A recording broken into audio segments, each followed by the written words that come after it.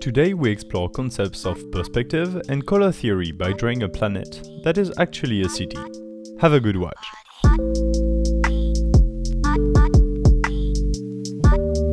Well, hello there, I'm Détroit. We found ourselves in front of this blank canvas again. Let's fill it with shapes and colors. But before we get to that, consider subscribing. That would really help me actually. There is a drawing I wanted to do for a while. I wanted to make a city planet using one-point perspective. Consider a sphere with buildings, skyscrapers, growing out of the sphere like a hedgehog. This is what I want to draw. To get us started, we need a perspective grid in the shape of a star. Very quickly, here's how to make your own without using a pre-made downloaded brush.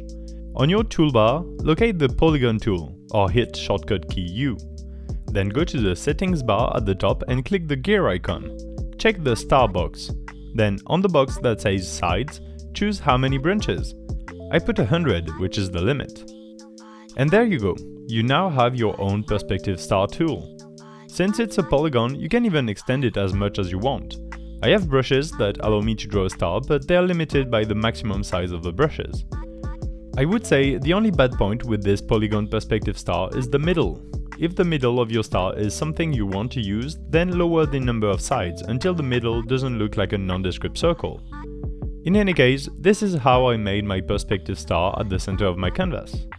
Since my city planet is a sphere, I drew a circle, and that's where you really need to flex your imagination muscles. Because visualizing the 3D surface of a sphere is rather hard. For that, I'm afraid I don't have one all-encompassing trick that will solve your problem. If you do, please tell me in the comments. One could use a picture of a sphere with a grid on it, or wrap a grid around the sphere using distortion. I'm not sure what the best way to do it would be. I didn't do that for two reasons. First, I don't want my buildings to be on properly defined square streets. Secondly, I wanted to try it myself and see how it went. It went okay, I think, so I'm happy with that choice. As you will see, I will kinda lose the city aspect of the drawing anyway.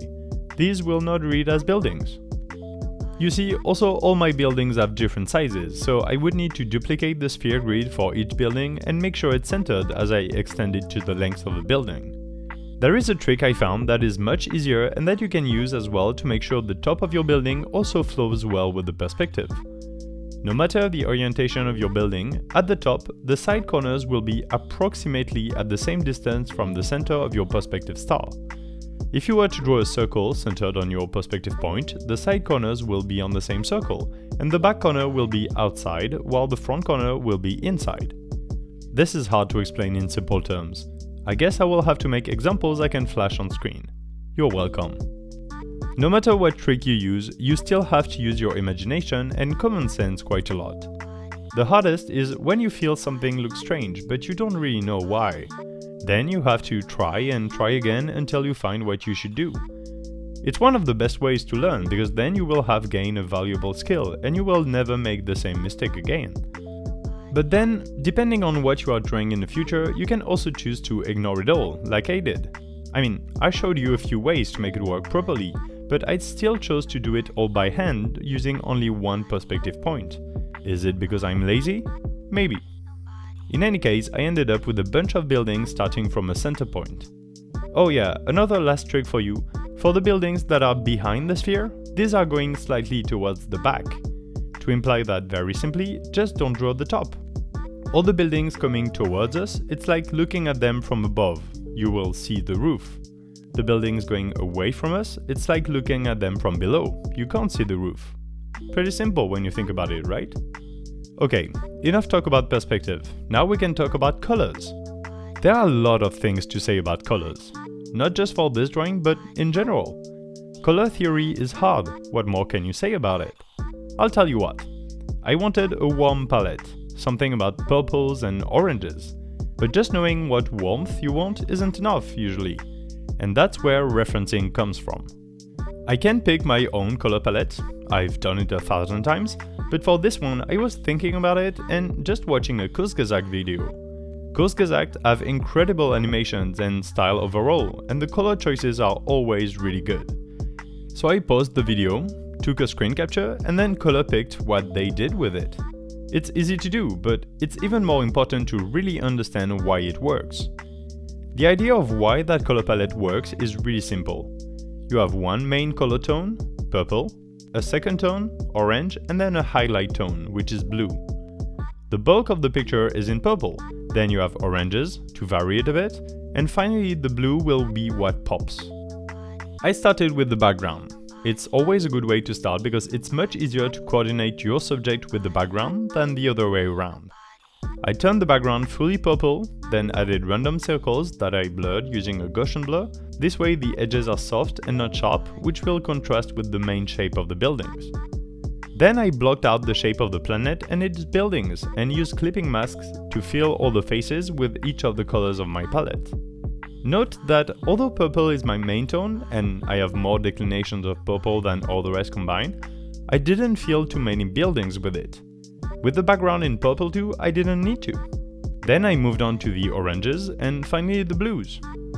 You really can't go wrong with having a main color, a secondary tone and a third that pops out a lot more. It's what I did and explained in my recent video about digital abstract paintings. In a way, this one is very similar, so I encourage you to watch it after this video. I talked extensively about the colors, how I chose them in relation to each other, and more importantly, why some were more present than others and where. Color theory is almost mathematical in a way. There are theorems that, if you follow, you can't really go wrong. A good way to learn that is to do what I did. Pick from a piece or a video scene or anything that has a vibe that you like. Hell, you can even pause this video, screen capture it and use its color for your own art. But instead of just ripping it, try to understand how it works and why it works. Try it yourself and see if you can choose colors that work well together. Group them, put them next to each other, see what's good and what isn't. The other way to learn about color theory, at least to get started, is to learn the classical way. Look it up on the internet or watch a good explanatory video. You can easily learn a lot of things, like the meanings associated with different colors, the concepts of luminosity, hue and saturation. Maybe more importantly, you can learn of color combinations, with complementary colors, etc. If it's not too self-insert of me, I would also plug my own video detailing 5 concepts of art in 5 minutes. The part about colors is quite nice, I think. You can find a link to it in the description. Back to our perspective mess here. I'm done with flattening the colors. Now I will completely remove the perspective sketch. I didn't plan on showing it anyway, or I would have just done a proper line art. The last steps to complete what I had in mind is to break off the artificial look by using a paintbrush to add some texture and shading to the planet. After I was done filling in all the colors, on each layer I erased what was outside the planet shape in order to turn the clipping masks back to simple layers.